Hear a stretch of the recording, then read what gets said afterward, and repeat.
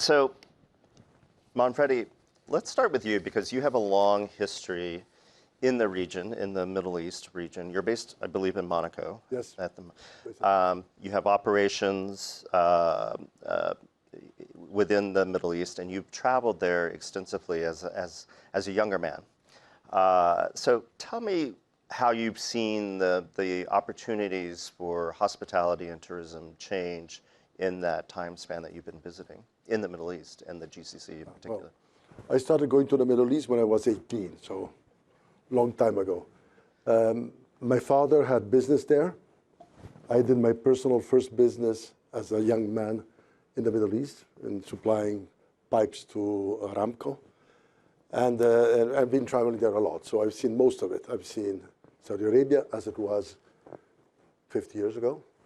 I've been to Yemen. I've been to Dubai at its beginning, Abu Dhabi, Oman many times also. And I've always admired the culture of the Middle East. What I love about it, is its authenticity. So I disagree with somebody who said it's becoming anglicized. No, I love that the Middle East is authentic. Authentic in the personality of the people, and you see how proudly they wear their own traditional clothes, and how they have human relations. When you have a bonding in the Middle East, it's a bonding for life. So it's a different world, but a beautiful world. And it's not only a beautiful world for the people, it's a beautiful world for many things which are there.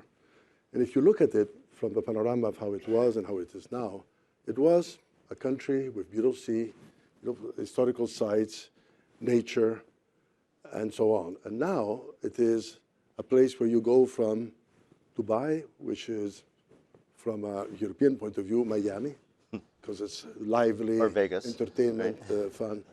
You have Abu Dhabi and Qatar with beautiful museums. You have Oman, of course, with the historical sites from Salalah to Muscat and the desert. Then up the region in Saudi Arabia. Recently, I've been all over Saudi Arabia. The Minister of Culture was so kind to allow me to visit with helicopters and everything. And we went from the north of what is called Neom area, right? All along the coast, the Free Bays, Amala, and then by helicopter we arrived at Al Ula, which was breathtaking, the arrival there. I went to Jeddah, which of course I knew 50 years ago, and changed, some for the worse because a lot had been demolished, and now it's being rebuilt. And Riyadh, when I went there the first time, it was 150,000 people. Now, I don't know, many million, 7.5 million, so it's amazing. But the variety, I think it's a fantastic place. Culture, tradition, food, hospitality, natural beauties, historical sites, new developments. The most beautiful architecture now is not Chicago anymore. It used to be Chicago. Now it's Qatar or Abu Dhabi or Dubai, and it's going to be also Saudi Arabia. Right.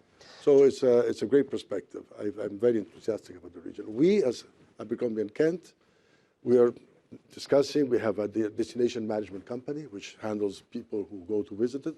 We want to build camps for the moment in Saudi Arabia. We're looking at other things.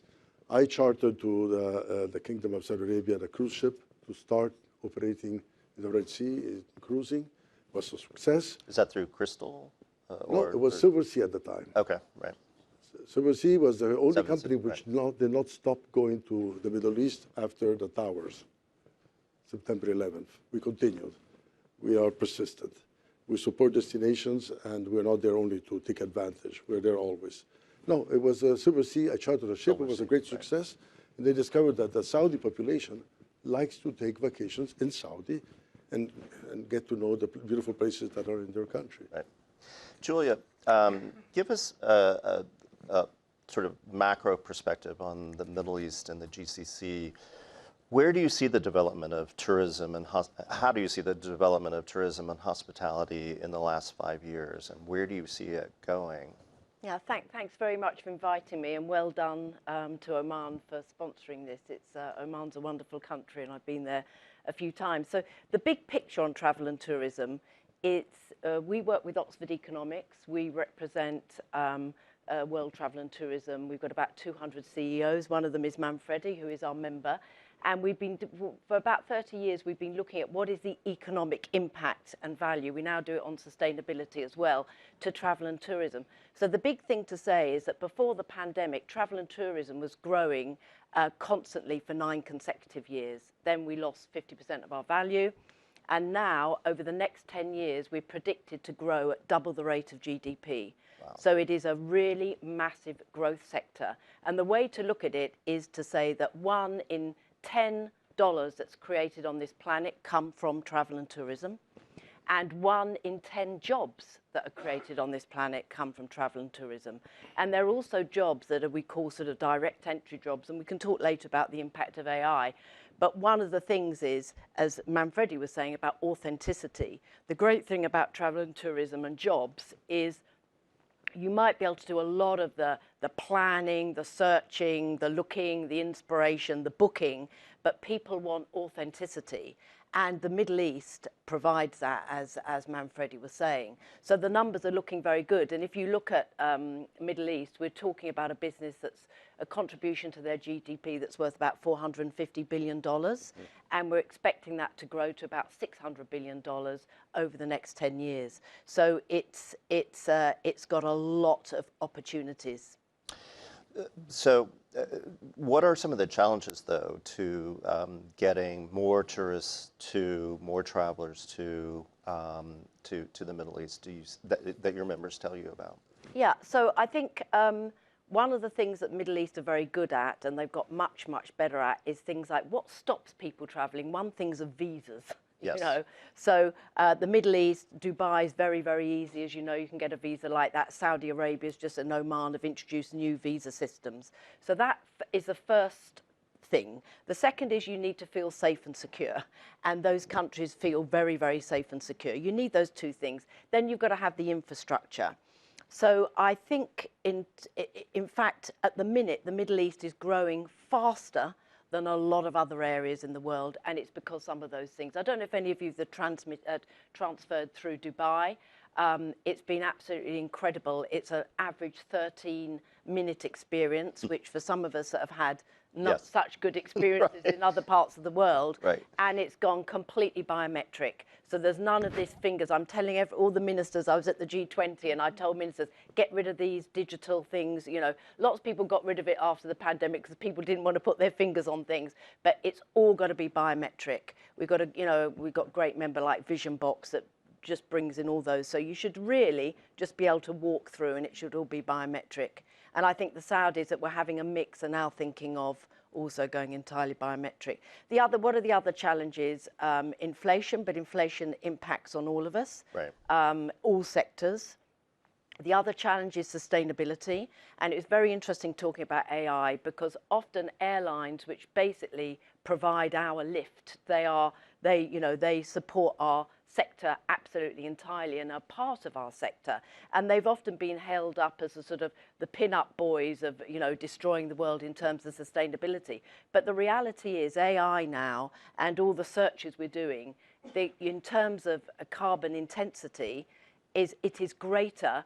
All our use of IT with all those great big data centers around the world that need to be cooled than it is flying on an aeroplane. Now, that is not to shame one sector against another sector. It's just to try and put it in context. And I was very pleased to hear about Aramco because we were talking to Aramco and the big oil producers to please produce a degree of sustainable aviation fuel. That is the fastest way that airlines are going to be able to decarbonise at the minute, but it's not within the airline's control. It is the energy producers, the big oil producers, and it's governments to ensure that governments give the right fiscal support to airlines to be able to, and to energy producers to produce SAF.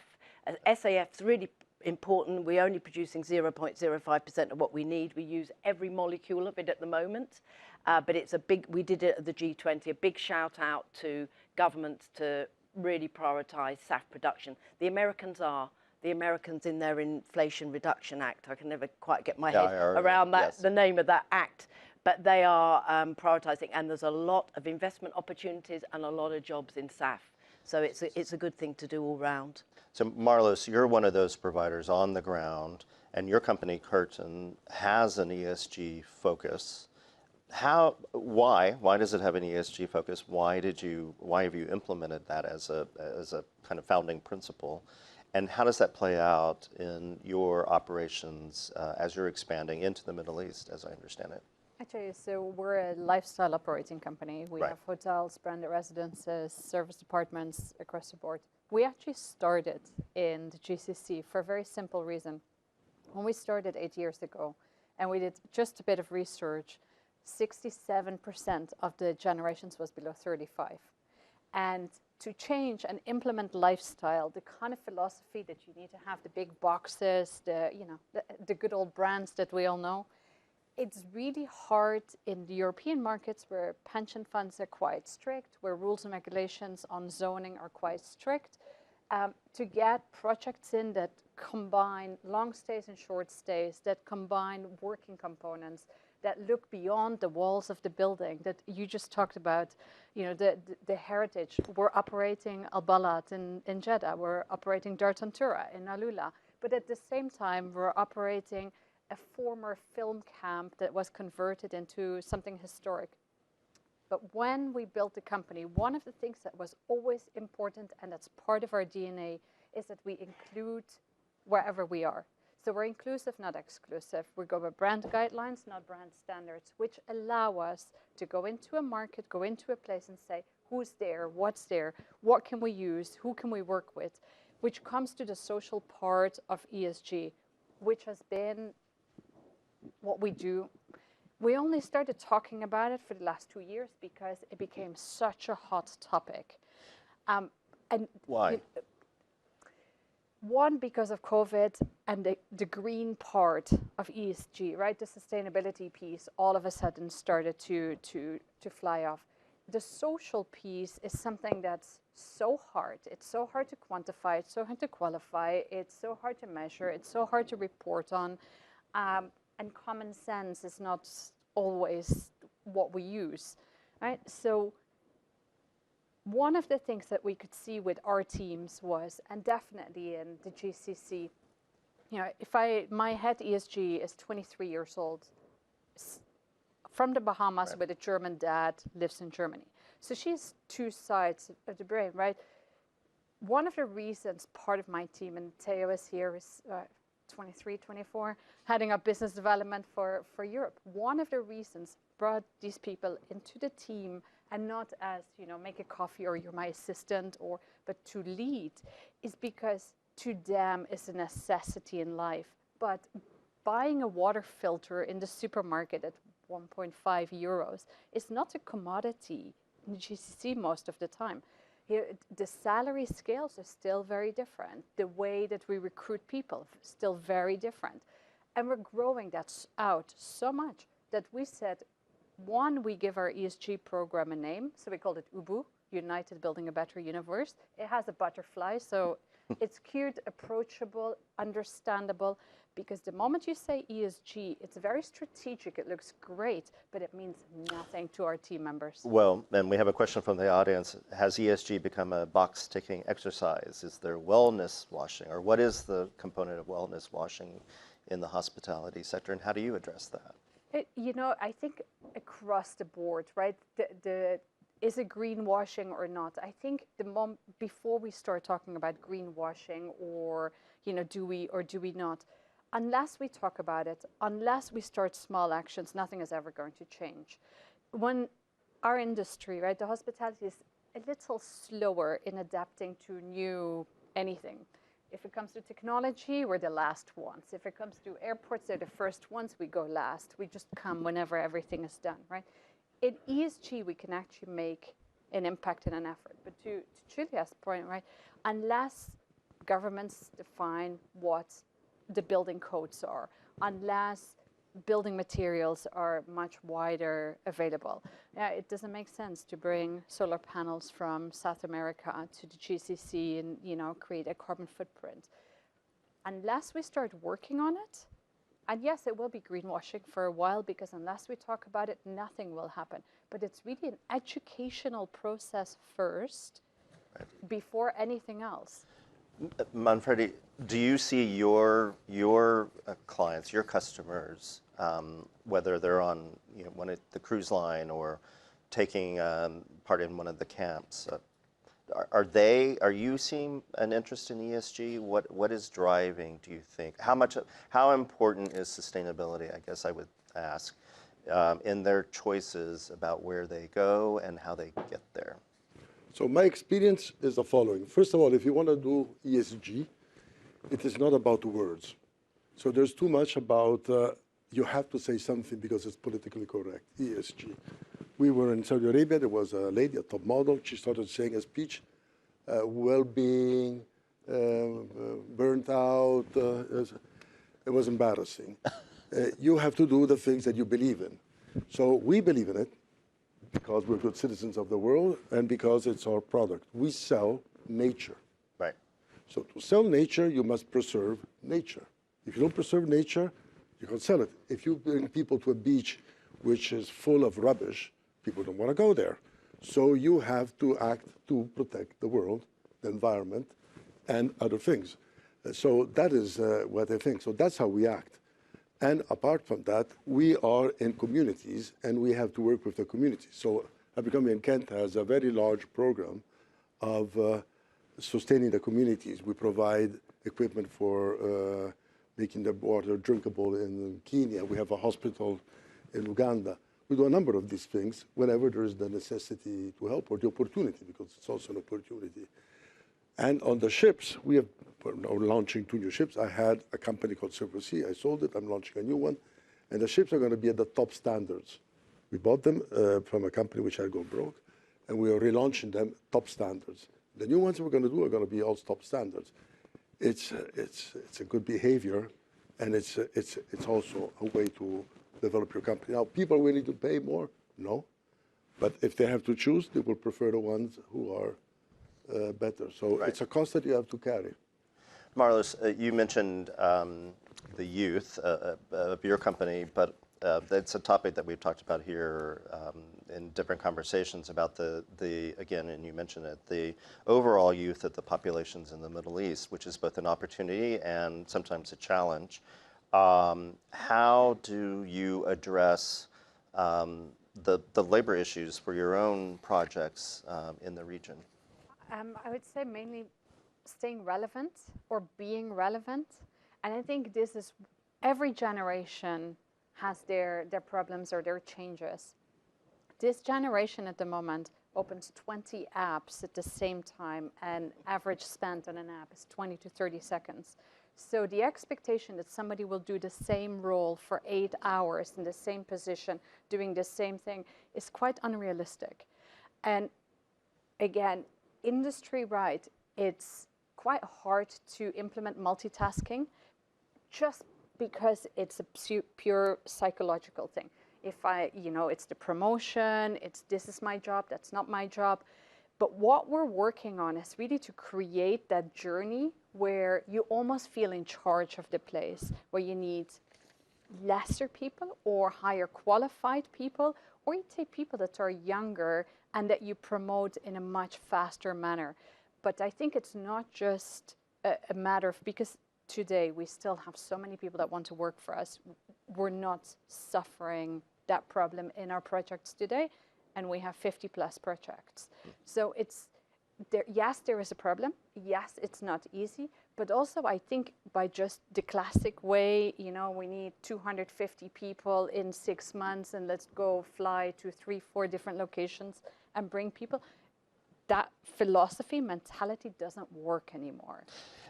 Julia, do you see that among your members in that region? The sense of dealing with labor issues, are they not as significant as maybe I believe? And how are your other members approaching how they staff their growing businesses in the region? Yeah, well, it's interesting because I think the issue around labor is a very regional question. So if I can use the word sort of developed world, which I know isn't, but in Europe and the US, there are some really tight pinch points, most definitely. But actually, in a lot of these sort of younger countries in terms of travel and tourism, there is a lot of labour. I mean, in fact, the challenge is how do you train the labour? Right. So Saudi Arabia is doing a great job opening up various colleges, and a lot of our members are working with them. You know, Hilton has established, IHG have established sort of training places to actually bring people on. So it really isn't so much of an issue there. Right. But yeah. All right. Well, thank you. I definitely enjoy travel, and I look forward to visiting some of your establishments in the future. So thank you very much.